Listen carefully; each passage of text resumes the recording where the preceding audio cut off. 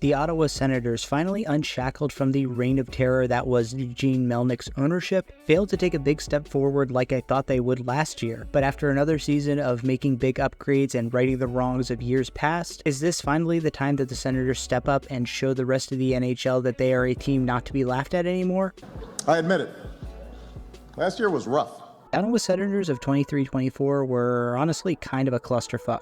There was the whole Shane Pinto gambling suspension, DJ Smith got fired midway into the season, and the team was overall just massively inconsistent and streaky. They had a 5-game losing streak in January and a 7-game losing streak in March, but they also had a 5-game win streak, a 4-game win streak throughout the season. They would get blown out a lot, but win a lot of close games. It was honestly a really mixed bag for the Ottawa Senators. The one thing that did stand out of the Senators last year was their atrocious penalty killing, which is in large part due to their underwhelming defense and terrible goaltending. Those were two massive issues that the team tried to overhaul in the offseason, but last year, that really did in the Sens.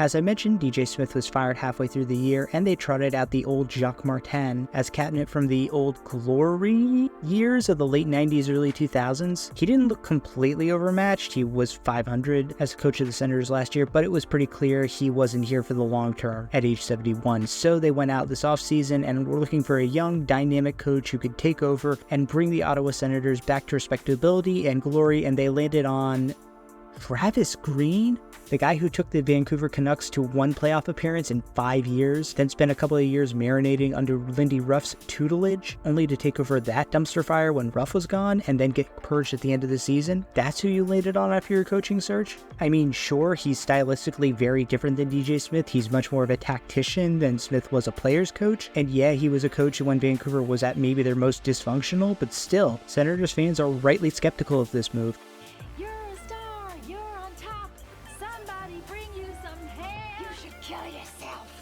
With all due respect to Tim Stützle, and I do mean all due respect, you have to say that Brady Tkachuk is the best player on the Ottawa Senators. Sure, he hasn't had the scoring prowess of his brother Matthew, but he's just an incredibly solid all-around player. And it's not like his offensive production is anything to sneeze at. 37 goals and 74 points in 81 games last year, one of the few who had a positive plus-minus ratio on the team. Tkachuk is just one of the best players in terms of pressuring a puck carrier, especially in the offensive zone. He was actually 3rd in the NHL last year in hits, which just goes to show how his heavy style of play can affect the Senators offensively.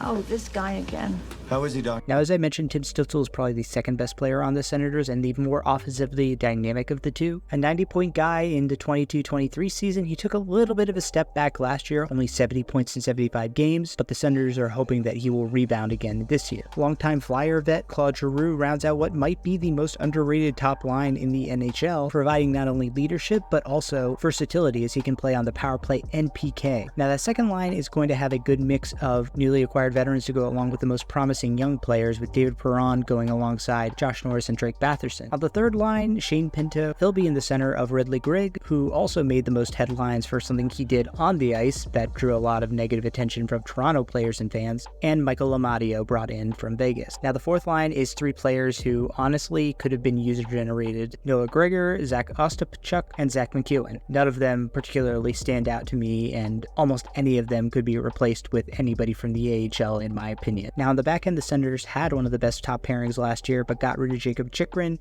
and now have left their very good, underrated young defenseman Jake Sanderson to be tethered to the wildly mediocre Artem Zub. And speaking of tethered, they're hoping that Thomas Chabot will be able to elevate newly acquired Nick Jensen rather than being dragged down to the depths with him like every other defender who got paired with him in Washington was last year. Their bottom pairing is again a who's who of who the fuck is that, with Tyler Klevin and Jacob Bernard Docker. You fuckers are gonna rush Curry Yakimchuk into the show well before he's ready, aren't you? And finally, in goal, you bring back Anton Forsberg as a backup, but luckily this time he's backing up somebody actually competent in Linus Ullmark.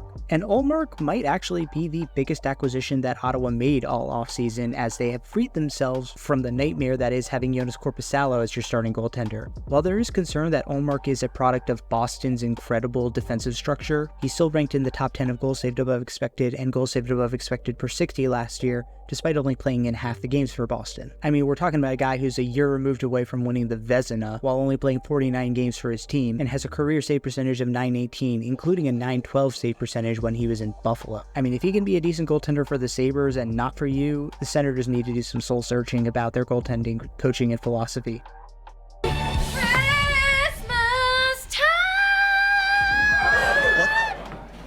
Oh, Britt is in this? But they also brought in David Perron and Michael Amadio to shore up the middle six. Both of those guys are very solid in their own rights. They'll eat up minutes, put up maybe 50 points if you're lucky, and they didn't really break the bank to bring in either of those guys. In the draft, as I mentioned, they took a defenseman, Carter Yakimchuk, at 7th overall. That's a good selection in my mind, but in all honesty, where Ottawa was situated, they could have taken just about any of the 4 defensemen who were available, and I think it probably would have been a solid pick. As long as they don't fuck up his development and rush him to the NHL, which I fear they might, I think he'll be pretty solid in about 2 to 3 years.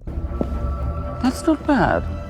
He may have to live with the unfortunate reality that he is not his brother Matthew, but Brady Tkachuk is a pretty good player in his own right. As I mentioned earlier, I love his blend of physicality along with his propensity to score, which is what makes him such a dynamic and exciting player to watch in my opinion. Ottawa generally doesn't have a lot of players that are actually interesting, like Stützle and Sanderson. Sure, they're skilled players, but do their highlights pop off the tape? Not really. But when you're watching a Senators game and you see Brady Tkachuk out there, he sticks out. He plays himself some big boy hockey, and I love that. Dude is diet Alex Ovechkin, and I mean that as a compliment. The Gambletron 2000 says the winner is Cincinnati by 200 points. Why, you worthless hunk of junk?